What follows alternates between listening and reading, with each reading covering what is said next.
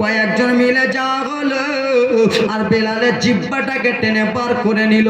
জিহ্বাটাকে যেমনই টেনে বার করেছে হযরতে বেলাল মাথা হিলাই আর যেন সহ্য হয় না। বলে এই গরম লোহাটা তোর জিহ্বাতে ঢুকাবো, এই গরম লোহাটা তোর জিহ্বাতে ফুটে দেব। যেমনই বলে তোর আর সহ্য হয় না। বেলাল আর মনটা মানে না। বেলাল সঙ্গে সঙ্গে যেন কান্না করতে লাগলো। তেমনি জিহ্বাতে যেন দিয়ে দিল আব্বা লোহাটা।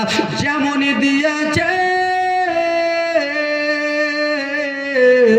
সঙ্গে সঙ্গে জিহ্বাটা যেন ছিদ্র হয়ে গেল, যেন বাবা ধোঁয়া ধোঁয়া উঠে গেল, মুখগুলো যেন কেমন কেমন হয়ে গেল। আর বেলাল সহ্য করতে পারে না। বেলালকে ছুটকারে দেওয়া হলো। ঘরে এক কোণাতে যাইয়া শুধু নবী নবী বলে কান্দে। আল্লাহর নবী গো, ও গো মায়ের নবীজি আমার, আমি বাড়ি গাড়ি জমে যাই গাঙা, আমি অট্টালিকা চাই না, আমি শুধু আমার দয়ার মুস্তাফা চাই, আমি শুধু আমার দয়ার মুস্তাফা চাই। আল্লাহর নবী আমার জীবন, আল্লাহর নবী আমার সব কিছু, আল্লাহর নবী আমার সব প্রাণ।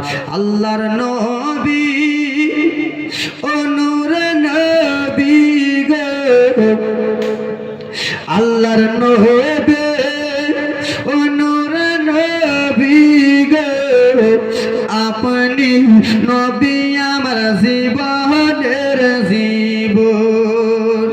আল্লাহর নবী নূরে নবী গো, আপনি নবী আমার জীবনের জীবন। আপনি নবী আমার জীবন সাথে, আপনি নবী আমার জীবন সাথে, অন্ধকার কবরের বাতে আপনি নবী আমার নির্দুনিয়ার ধন। সবাই বলুন আল্লাহর নবী ও নূরে নবী গো, বল আল্লাহর নবী আপনি নের জীবন। ওরে দেখে আপনার মোজেজা, ওরে ভাগপতি মা খাদিজা, দেখে আপনার মোজেজা, ভাগপতি মা খাদিজা, সব দিল নিজেরই জীবন। ও দয়ার নবী মায়া নবী গো, আপনি নবী আমার জীবনের জীবন। দরদি মুসলমান হযরতে বেলাল নবীর জন্য নিজের শরীরকে দিতে রাজি রে, নবীর জন্য নিজের চামড়া দিতে রাজি রে, নবীর জন্য গলা দিতে রাজি রে, নবীর জন্য রক্ত দিতে রাজি, কিন্তু কলমা ছাড়তে রাজি না, কলমা ছাড়তে রাজি না। আর সেই নবীর উম্মত আমরা ব্রাদার মুসলমান নবী মুস্তাফার নামে গুস্তাখি করতে ছাড়ি না। এ ব্রাদার মুসলমান নবীকে নিজের বড় ভাই বলতে ছাড়ি না। এ ব্রাদার মুসলমান সেই নবী মুস্তাফার জন্য বিলাল যদি এত কষ্ট করতে পারে, আমরা কি পারবো না? পারবো কি পারবো না? অবশ্যই আমরা পারবো। দরদি মুসলমান সবাই পারবো।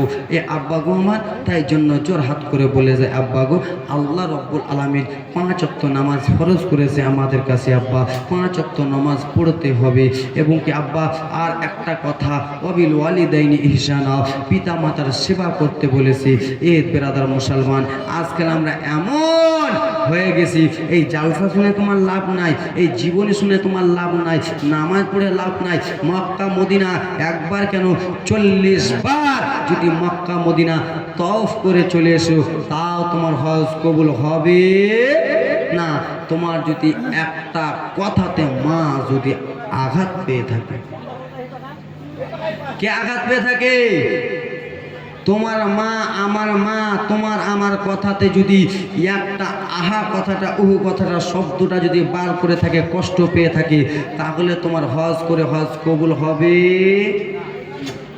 তাই জন্য দরদি এই জালসা শুনতে এসেছো, হ্যাঁ তুমি এসেছো ভালো কথা, কিন্তু মাকে কষ্ট দিয়ে এসেছো, বাবাকে কষ্ট দিয়ে এসেছো।